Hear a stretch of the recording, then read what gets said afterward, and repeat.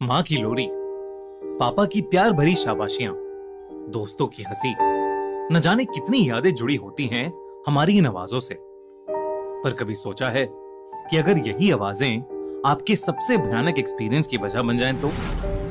ये कहानी है छाया की। 20 साल की छाया अपनी बीएड की पढ़ाई खत्म करके कोलकाता से अपने गांव गौरीपुर अपने काका से मिलने जा रही थी। उसी साल उसने अपने माँ बाप को एक कार एक्सीडेंट में खो दिया था। अब उसके काका के अलावा उसकी दुनिया और उसके परिवार में और कोई नहीं बचा था। गौरीपुर बंगाल के कोने में छुपा एक छोटा सा गांव था।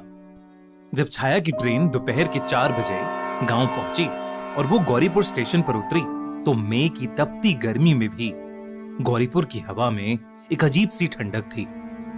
स्टेशन पर उसके काका उसको लेने आए थे। छाया से मिलते ही उन्होंने ज्यादा कुछ नहीं कहा और ना ही उससे कुछ पूछा। बस हल्का सा मुस्कुरा के पहले छाया के सर पर हाथ फेरा और फिर उसका बैग उठाकर गाड़ी की तरफ चल पड़े। गाड़ी में बैठी छाया पूरे रास्ते बस खिड़की से बाहर ही देख रही थी। खेत, तालाब, कच्चे रास्ते, सब कुछ वैसा ही था। सिर्फ एक बात अलग थी। भरी शाम में भी गलियां सुनसान पड़ी थीं। न बच्चे बाहर खेल रहे थे और न औरतें पेड़ों के नीचे बैठकर बातें कर रही थीं। उसे ये बात बहुत अजीब लगी। उसने जब इसकी वजह अपने काका से पूछी तो उसके काका ने बात बदल दी। छाया के काका उनकी खानदानी कोठी में रहते थे। गांव से थोड़ा बाहर पीपल के घने पेड़ों से घिरी एक कोठी, जिसकी छत से गांव का तालाब दिखता था। कोठी के अंदर घुसते ही छाया की बचपन की यादें ताजा हो गईं। उस रात छाया ने अपने कमरे में ही खाना खाया और थकान की वजह से वो जल्दी सो गई। अगली सुबह उसे काका के साथ गांव के बाजार जाना था। रात के 2 बज रहे होंगे जब छाया की आंख अचानक खुली। उसकी चद्दर जमीन पर गिरी हुई थी। वो जैसे ही अपनी चद्दर उठाने झुकी, उसे अपने कमरे के बाहर से एक आवाज आई। उसने थोड़ा गौर से सुना तो उसे लगा कि शायद कोई उसे बुला रहा है। छाया, ओ छाया, छाया, ओ छाया। सुन के एक पल को उसका मन खुश हो गया, पर दूसरे ही पल उसके हाथ पैर ठंडे पड़ गए। वो आवाज तो उसकी माँ की थी, पर ये कैसे हो सकता था?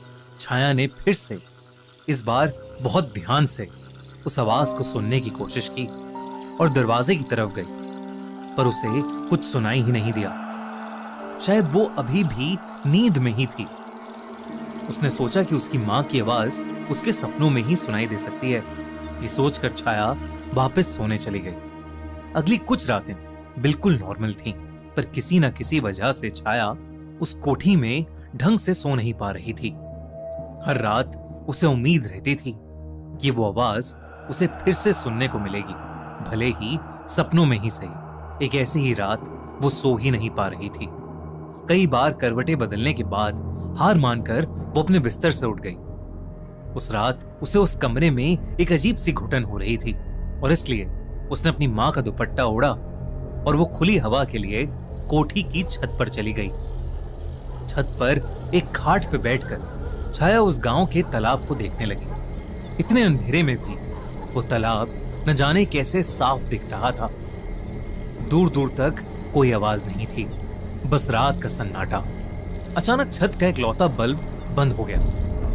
पुराने घरों में ऐसा अक्सर होता था। छाया ने यही सोचकर अपने फोन की टॉर्च ऑन की। अचानक छत की सीढ़ियों के पास से फिर वही आवाज आई। छाया, बेटा छत पर ठंड लग जाएगी, नीचे आ जा। वो आवाज सुनते ही छाया का शरीर मानो वहीं जम गया। न जाने कहां से एक ठंडी हवा का झोंका आया और जो दुपट्टा उसने ओढ़ रखा था वो उसके कंधे से गिर गया, जैसे किसी ने उससे जोर से खींचा हो। मेरे पास आजा छाया, कब से बुला रही हूं। इस बार वो आवाज बहुत पास से आई थी, जैसे कोई उसके कान में फुसफुसा रहा हो। छाया तुरंत पीछे पलटी, पर वहां कोई नहीं था। तभी खाट की तरफ से एक आवाज आई, मैं तेरा इंतजार कर रही हूं छाया, जल्दी आ। जब छाया ने मुड़कर खाट की तरफ देखा तो उसे वहां एक औरत का काला साया नजर आया। छाया को लगा कि वो उसकी मां है और वो साए की तरफ आगे बढ़ने लगी और तभी एकदम से किसी ने छाया का हाथ पकड़ा और उसे आगे बढ़ने से रोक दिया। वो और कोई नहीं बल्कि उसके काका थे। तब छाया रुकी और उसने नीचे देखा।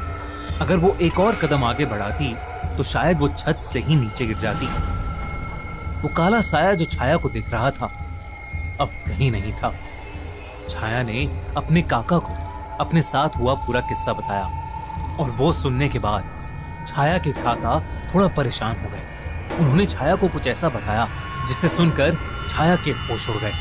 उसके काका ने बताया कि शाम को वो गांव इसलिए सुनसान हो जाता है क्योंकि वहां से लोग गायब हो रहे हैं। गांव के पंडित जी के मुताबिक गांव पर एक निशी डाक का साया पड़ चुका है। निशी डाक एक ऐसी आत्मा है, एक ऐसी चुड़ैल जो रोज किसी ना किसी को अपने साथ ले जाने आती है। किसी ने आज तक उसे देखा तो नहीं है, पर जो भी गायब होता है कुछ दिन बाद उसके शरीर के टुकड़े मिलते हैं जंगल से।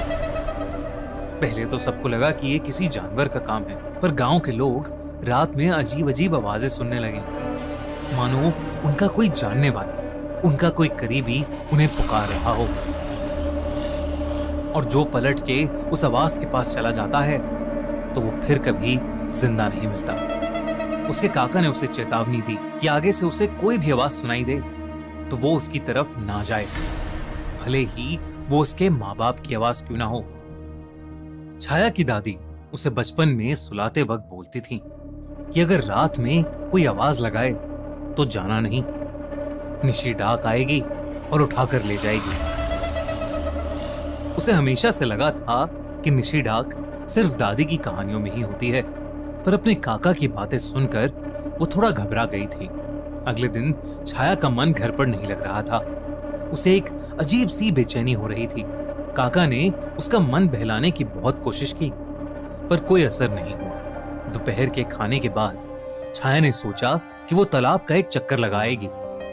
वो जानती थी कि अगर उसने काका को बताया तो वो उसे शायद बाहर नहीं जाने देंगे, इसलिए बिना किसी को कुछ बताए वो घर से निकलकर तालाब की ओर चली गई। जब वो वहां पहुंची तो कुछ औरतें तालाब के कोने में कपड़े धो रही थीं।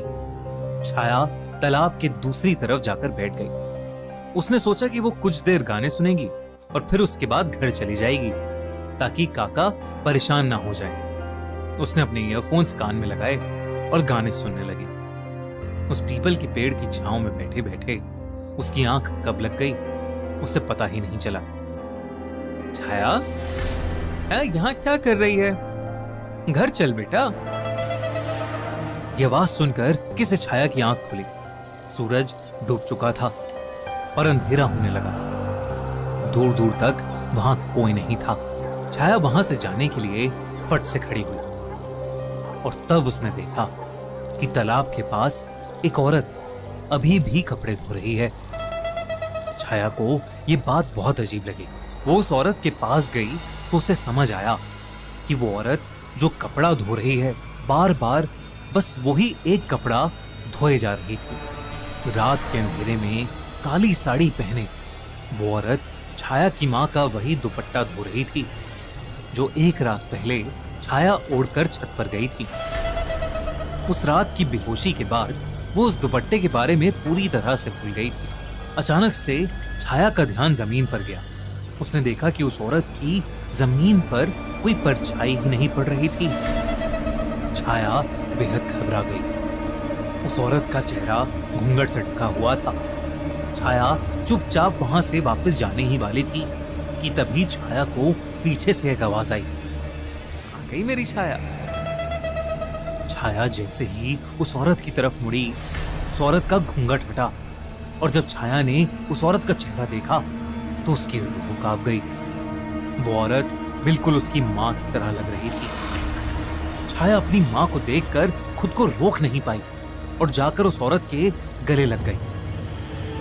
और तभी उसने देखा कि उस औरत के बाल बिल्कुल बिखरने लगे हैं और उसका चेहरा काला पड़ने लगा है। उस औरत की आंखें एकदम लाल हो गईं। वो अपने चेहरे पर एक भयानक मुस्कान लिए छाया को देखे जा रही थी। छाया को अब समझ आ गया था कि उसका सामना आज एक निशी डाक से हुआ है। उस चुड़ैल का वो रूप देखते ही छाया जोर से चिल्लाई। उसकी चीख सुनकर उसे ढूंढ रहे उसके काका जल्दी से तालाब की तरफ भागते आए, पर जब तक वो पहुंचे बहुत देर हो चुकी थी। उन्हें वहां कोई नहीं मिला। अगर कुछ मिला तो वही पुराना दुपट्टा और छाया का फोन। छाया को ढूंढने के लिए उसके काका पूरी रात भटके, और जब वो आखिरी बार तालाब के पास आए तो उन्हें जंगल की तरफ से छाया की प्यारी सी आवाज उनके कानों में गूंजी।